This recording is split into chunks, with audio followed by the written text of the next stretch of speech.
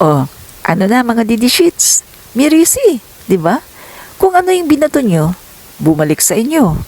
O panay post nyo, nagkesyo, ganyan lang ang binigay ni PBBM, yero, plywood, kahoy, tsaka yung supot ng mga pako, di ba? O, ngayon, marami sa inyo natahimik, natulala, at talaga namang biglang nagbago ng isip na ayaw na nila kay Duterte. Marami akong kilala. Nung makita mga kaibigan, nung nalaman ng mga DDS na to, na ganun pala ang binigay ni Duterte. Trapal instruction niya sa kanyang DSWD at saka kay Secretary Anyo, bumili ng mga trapal at yung mga kahoy, no? Yung mga puno ng niyog na natumba, bumili daw noon at ibigay daw sa mga nasalanta ng Odette. Diba? O ngayon, nalaman na nila ang katotohanan na grabing lala pala sa panahon ng tatay nila. At take note, 5K lang ang binigay na ayuda. 5K only. Samantala ngayon kay PBBM, merong 10,000 pang-ayuda, meron pang yero na mga bagong yero ha, bago. Meron pang plywood, meron pang kahoy, meron pang pako. At take note mga kababayan, nalaman ko ha, na yun palang pinapakita mga kababayan na nakatayo doon yung mga recipient. Guys, nalaman ko na hindi lang pala yun ang binibigay ng Pangulo. Yun lang pala ang nakalagay kasi hindi nga agad-agad mailagay doon kasi napakarami. So, ibig sabihin, marami pa pala yun mga kaibigan.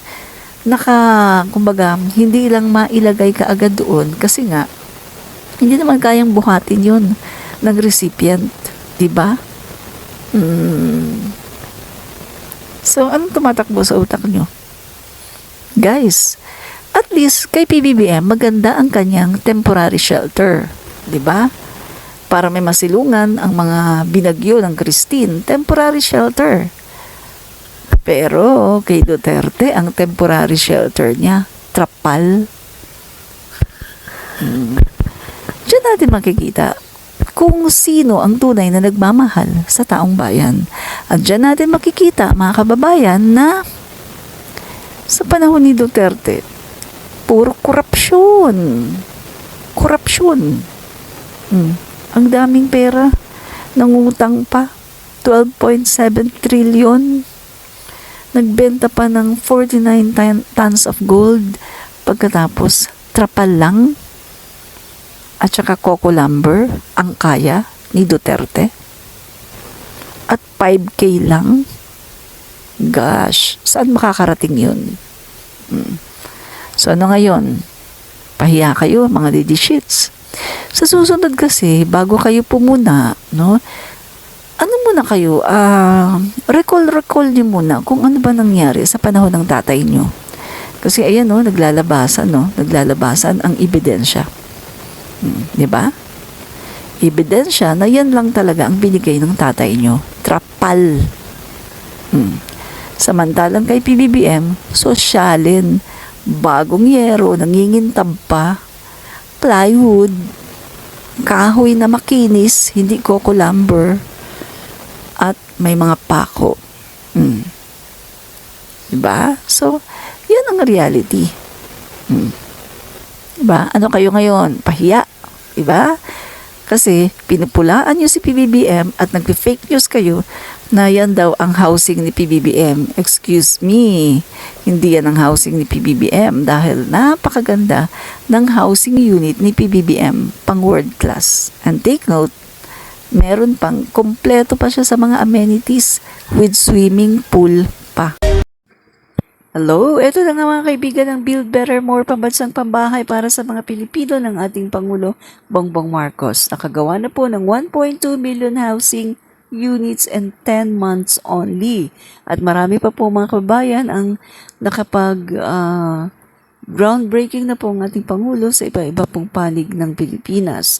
At talaga naman na napakaganda po ng mga pabahay ng ating Pangulo, complete with amenities. Meron pang ang swimming pool yan, yung kanyang condo type na pabahay, mga kaibigan. At tignan nyo yung interior nito, napakaganda.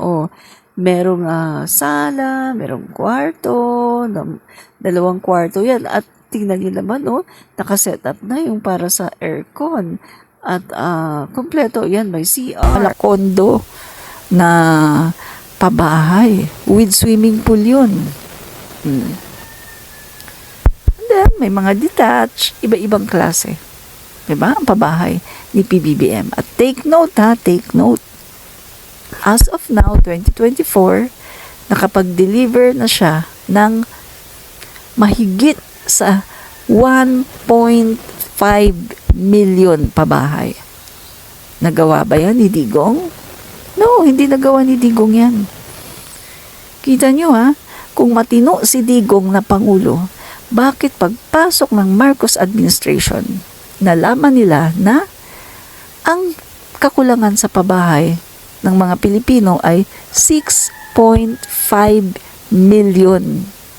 Ganyan karami. 6.5 million backlog pabahay. Kung matinong Pangulo si Duterte, sana man lang nakagawa siya kahit 2 milyon na pabahay. Kaso hindi siya matinong Pangulo. Dahil sa panahon niya, wala lang siyang natupag kundi ang itsugi ang mga mahihirap nating kababayan. Hindi nga niya natupad ang pangako niya o nagsorry siya. Diba? Nagsorry siya sa sambayan ng Pilipino. At sabi niya, hindi daw pala niya kayang wakasan ang kriminalidad, ang droga, at ang korupsyon. Naibalita ba yan? Naibalita ba yan? Balita yan, international. Na si Digong ay frustrated dahil hindi daw pala niya kaya. Diba? Hello? Hindi yan nangyari sa panahon ni PBBM. Kasi ang Pangulo natin ay magaling. Magaling na Pangulo. Real talk tayo. Walang personalan.